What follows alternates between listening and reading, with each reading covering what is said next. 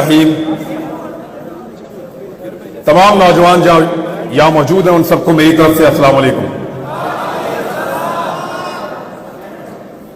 कासिम भाई, आपका सुनने के लिए बहुत शुक्रिया। आपको जल्दी जाना था लेकिन इसके बावजूद आपने कहा कि पहले आप बात कर लो, और मेरे लिए बड़ा ऑनर है कि मैं आपके सामने बात कर रहा हूं। यहां सारे लोग शऊर वाले बैठे हैं, नौजवान हैं, इनके साथ इनके ख्वाब बंधे हुए हैं। या बहुत सारे लोगों ने आपको बहुत सारी चीजें बताई होंगी। इनफरादी हैसियत में आगे कैसे बढ़ना है, आप सबने अपनी अपनी जिंदगी में क्या करना है, यह आप सब बेहतर जानते हैं। मैं इनफरादी मामलात पे बात नहीं करूंगा कि एक आदमी को क्या करना चाहिए, एक नौजवान को अपनी जिंदगी बनाने के लिए क्या करना चाहिए। आप सबका अपना अपना अंदाजा है अपने आप को लेकर। आप सब अपनी काबिलियत को, अपनी हिम्मत को और अपने ख्वाबों को जानते हैं। हर एक को पता है कि वो कितने पानी में है और क्या बन सकता है। थोड़ा सा प्लान करने की जरूरत है, तो उस पर बात नहीं करूंगा। अकेले कामयाब हो जाना कोई कामयाबी नहीं होती। कामयाबी वो है जो सारों को मिले, मिलकर कामयाब हो, सबके सब। और उसके लिए हमें इज्तिमाई जिम्मेदारी अदा करनी पड़ती है, सारे मिलकर काम करेंगे। यानी बहुत सारी चीजें आज से 8-10 माह पहले मुझे नहीं पता थी। मैंने भी मुताला पाकिस्तान की और माशरती उलूम की वही किताबें पढ़ी हैं जो आप लोगों ने पढ़ी हैं। अधूरा नॉलेज, पूरी तालीम ही नहीं देते, पूरी बात ही नहीं बताते, आपको आधा सच बताते हैं, आधा सच। एक अजीबोगरीब नर्सरी में बड़ा किया जाता है। हुब्बुल वतनी के क्राइटेरिया सेट कर दिए जाते हैं। ये करोगे तो तुम मुहिब्बे वतन हो, और अगर ये लाइन क्रॉस करोगे फिर नहीं हो। गलत किताबें पढ़ाई, गलत निसाब पढ़ाया, सही और पूरी बात कभी नहीं बताई। सही बात पता चलती है जब आप प्रैक्टिकल लाइफ में आते हैं, जब आप उन लोगों के साथ डील करते हैं, फिर आपको समझ आती है कि आपके साथ तो धोखा हुआ है। आपकी राय तो राय ही नहीं है। और फिर आप में से जो खड़ा होता है उसको निशाने इबरत बनाते हैं, क्योंकि वजह यह है कि इस हॉल में मौजूद हजारों लोगों में से एक खड़ा होता है, 2 खड़े होते हैं, सब खड़े नहीं होते। एक की टांगे उतारना, एक की टांगे तोड़ना आसान है, एक का मुंह तोड़ना आसान है, एक को गिरफ्तार करना आसान है, एक की शलवार उतारना आसान है, किसी एक को नंगा करके उस पर तशद्दुद करना आसान है, सब पे नहीं किया जा सकता। इसलिए मैं कह रहा हूं कि मैं इज्तिमाई जिम्मेदारी पे बात करूंगा। अकेले अकेले कब तक लड़ेंगे? वो जंगल में पड़ा रहा अकेला 2.5 महीने तक, इसी लड़ाई में उतरा था। अरशद शरीफ, तकलीफ होती है उसके बारे में बात सुनकर। जब मोबाइल खोलता हूं बीच में आता है वो, कहीं कोई ना कोई तस्वीर बीच में होती है, तकलीफ होती है। अकेला जंगल में पड़ा था 2.5 महीने तक। उसने अपने मुंह से कहा कि मैं एक कमीज के अंदर बार बार प्रोग्राम कर रहा हूं। किसके लिए लड़ रहा था? के लिए, इंसाफ के लिए, सबके लिए एक जैसा पाकिस्तान होगा, इसके लिए कोई बंद कमरों में फैसले नहीं करेगा, इसके लिए लड़ रहा था। अगर सब लड़ते तो आज, अगर सब जीतते तो वो भी आपके साथ जीतता। वो नहीं है, उसे अकेला छोड़ा हमने। क्या हम सिर्फ जनाजों में शिरकत करेंगे? एक ही दफा इकट्ठे होते हैं जनाजे में, हर आदमी रो रहा था, मैंने इसके जनाजे को हाथ लगाना है, मैंने इसके जनाजे को चूमना है, मुझे इसको छूने दो। क्यों? इससे आधी हिम्मत दिखाई होती जब वो जिंदा था,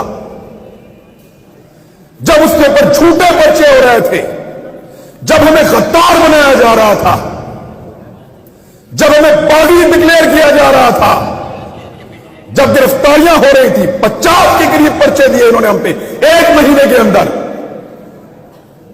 तब खड़े होते ना, उसके जनाजे में आ गए सब। तो इज्तिमाई जिम्मेदारी पूरी करने की जरूरत है, सबको मिलकर करना पड़ेगा, सबको मिलकर करना पड़ेगा, वरना ऐसे ही एक एक करके मार खाते रहेंगे, एक एक करके नंगे होते रहेंगे और एक एक करके हारते रहेंगे। जीतना है तो मिलकर चलना पड़ेगा। यह 2 दिन पहले जनरल बाजवा साहब ने खिताब किया, अपना आखिरी खिताब। जनरल साहब ने क्लेम किया कि उनके इदारे का सियासत से कोई ताल्लुक नहीं है। मैं आप लोगों से इससे पहले मिला हूं कभी? नहीं मिला ना? आपसे पूछ लेते हैं, क्या आपको लगता है कि जनरल साहब जो कह रहे हैं, general Qamar Javed Bajwa army chief Pakistan, कि उनके इदारे का सियासत से कोई ताल्लुक नहीं है, यह बात ठीक है? चलो जनरल साहब को भी दिखाते हैं ना। जनरल साहब देखें, उधर मोड़ो कैमरा, दिखाओ, मोड़ो कैमरे उधर। जिन लोगों को लगता है कि जनरल कमर जावेद बाजवा ने कहा कि सियासत से फौज का कोई ताल्लुक नहीं है, यह बात ठीक है, वो जरा हाथ खड़ा करें। ठीक है, अब जिनको लगता है कि फौज सियासत में रोल प्ले कर रही है, वो हाथ खड़ा करें।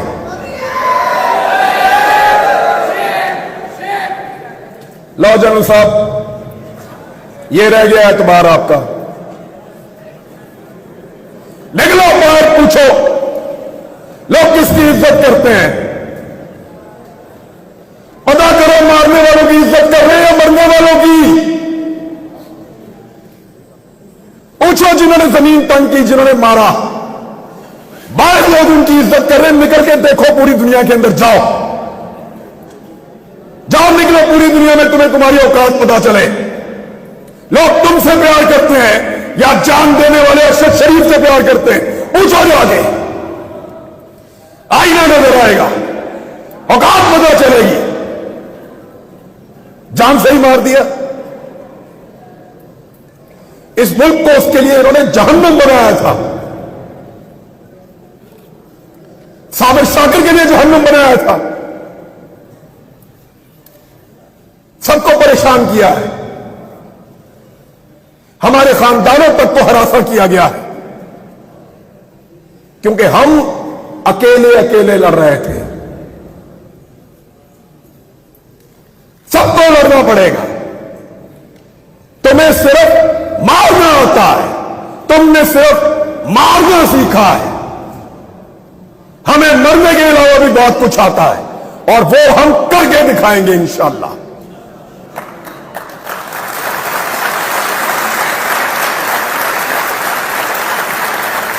ये नहीं हो सकता कि तुम बंद कमरों के अंदर फैसले करो कि मुझे उसकी शक्ल पसंद नहीं है, वो मेरी बात नहीं सुनता, वो मेरे से ज्यादा मकबूल हो रहा है, वो मेरे मफाद के रास्ते में आ रहा है, वो मुझे ये नहीं दे रहा, वो मेरे कहने के ऊपर ये काम नहीं कर रहा, निकालो इसको, दूसरा लेकर आएंगे। क्यों? तुम्हारे बाप का मुल्क है, हमारा पाकिस्तान।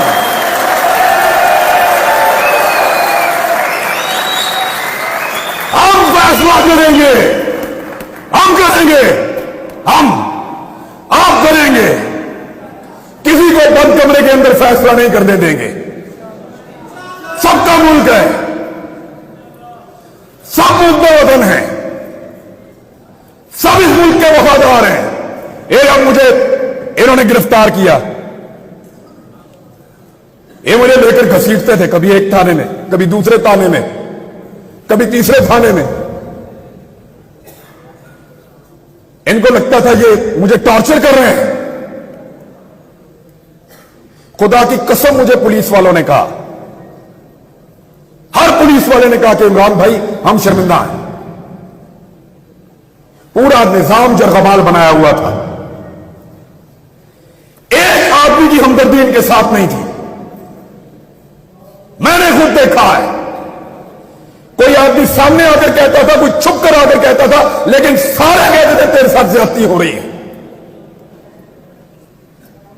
लेकिन जिस दिन सब मिलकर कहेंगे, आदम सवाती ने अकेले बुजुर्ग आदमी ने तमीज सिखा दी ना। आज देखा आपने, पहले उसको रात के अंधेरे में गिरफ्तार किया, रात को आए चोरों की तरह, डाकुओं की तरह, उसकी फैमिली के सामने उसको मारा, टॉर्चर किया, जलील किया, ले जाकर कपड़े उतारे, वीडियो बनाई और उसको रुसवा किया। थोड़े दिन पहले की बात है, 1.5 महीना हुआ मेरे ख्याल में। आज आदम सवाती फिर गिरफ्तार हुआ है, लेकिन कैसे हुआ? सुबह मजिस्ट्रेट साहब आए, दरवाजा खटखटाया। आदम सवाती साहब घर में हैं? जी हैं, बाहर बुला लीजिए। आदम सवाती साहब बाहर आते हैं और उनको वारंट दिखाया कि हुजूर आपके खिलाफ कानूनी चाराजोई हुई है, ये वारंट मौजूद है, आपकी गिरफ्तारी करना चाहते हैं। बने ना बंदे ने पुत्र, एक आदमी तमीज सिखा रहा है। सोचो,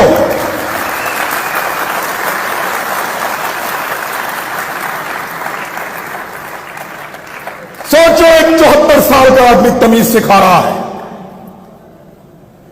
उसकी पॉलिटिकल पार्टी को भूल गए आप। हो सकता है वो नून लीग से होता, हो सकता है वो जमात इस्लामी से होता, हो सकता है वो पीपल्स पार्टी से होता, कहीं से भी, लेकिन तमीज सिखा दी है उसने। अब रात को नहीं आएंगे, कपड़े नहीं उतारेंगे, वो जुल्म नहीं करेंगे। तो इसलिए डट जाना जरूरी है। जितने लोग आज तक तारीख में डट गए, क्या उन सबको यकीन था कि वो जीत जाएंगे? नहीं, बिल्कुल नहीं। अंधे को भी नजर आता था कि ये जंग जीते जाने के काबिल नहीं है। पोरस को पता था कि सिकंदर बहुत ताकतवर है। सबसे बड़ी मिसाल देता हूं, क्या इमाम हुसैन रज़ियल्लाहु तआला अन्हु को उनके साथियों को नहीं पता था? यकतरफा लड़ाई थी। जरूरी नहीं है कि आपने सारी लड़ाइयां जीतनी हो, कुछ लड़ाइयां आपको सिर्फ लड़नी होती हैं, उनमें उतरना पड़ता है।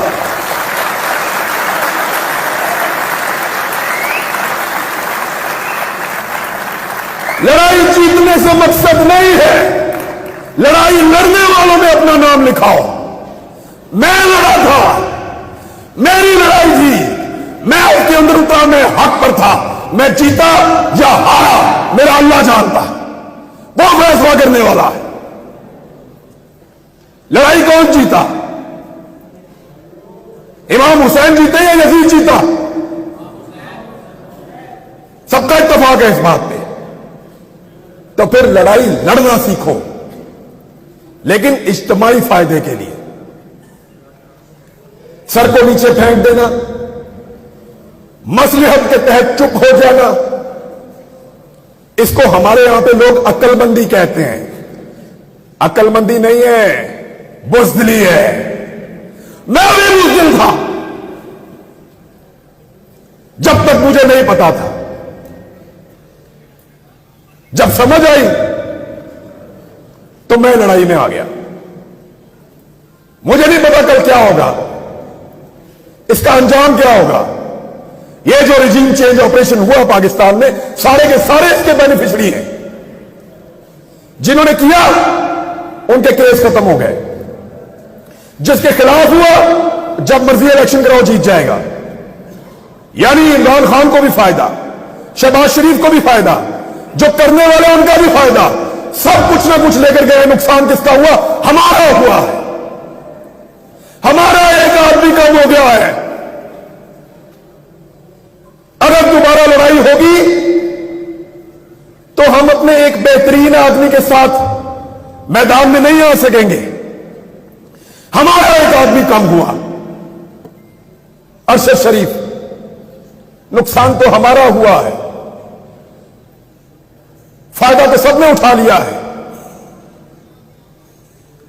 मेरी आप सबसे गुजारिश है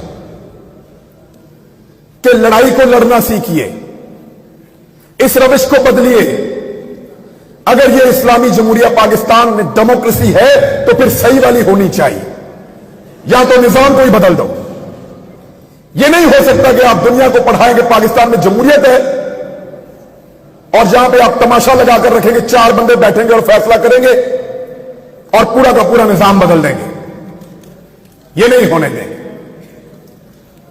कहने को मैं और बहुत कुछ कह सकता हूं, फिर इन लोगों को फोन आएंगे, फिर इनसे पूछेंगे मुंतजिम कौन था।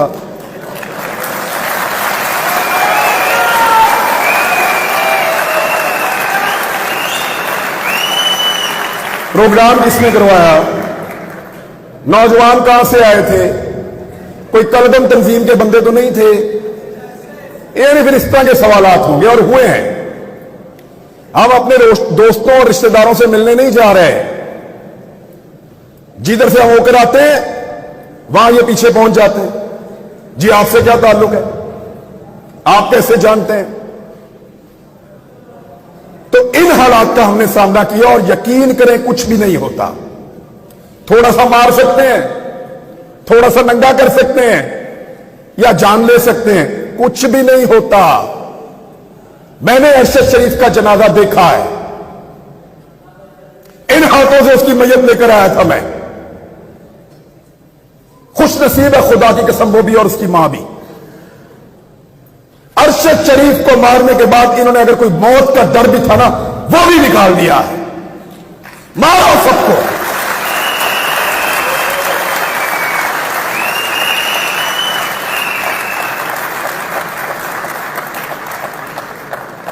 क्योंकि जब आपको इस बात का यकीन हो कि आप तारीख की दुरुस्त सिमत पे खड़े हैं, जब आपको यकीन हो कि आप जुल्म के खिलाफ खड़े हैं, तो फिर इससे कोई फर्क नहीं पड़ता कि आपके साथ क्या हो रहा है। मैं ये पहली दफा गिरफ्तार नहीं हुआ। एक छोटी सी चीज आपको बताता हूं, मैं पहले भी गिरफ्तार हुआ मैं, लेकिन पहले मेरा दिल ही नहीं लगता था। एक लम्हे के लिए भी मेरा दिल करता था मैं अभी बाहर आ जाऊं, और इस मर्तबा मुझे परवाह भी नहीं थी जो मर्जी करें। जब आप किसी कॉज के साथ खड़े होते हैं, जब आपको लगता है कि आप जुल्म और जबर के खिलाफ खड़े हैं, तो फिर अल्लाह ताला भी आपको हौसला देता है, आपको इस्तकामत देता है और आपको सब्र देता है। मैंने सीखा इन दिनों में ये सारा कुछ। मेरे ख्याल में इतनी बात बहुत है। थैंक यू वेरी मच जी, बहुत शुक्रिया आपका। मेरे साथ सब लोग मिलकर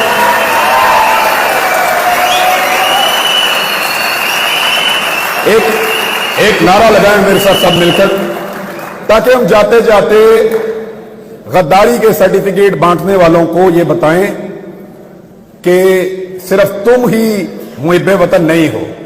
पाकिस्तान, पाकिस्तान। Thank you.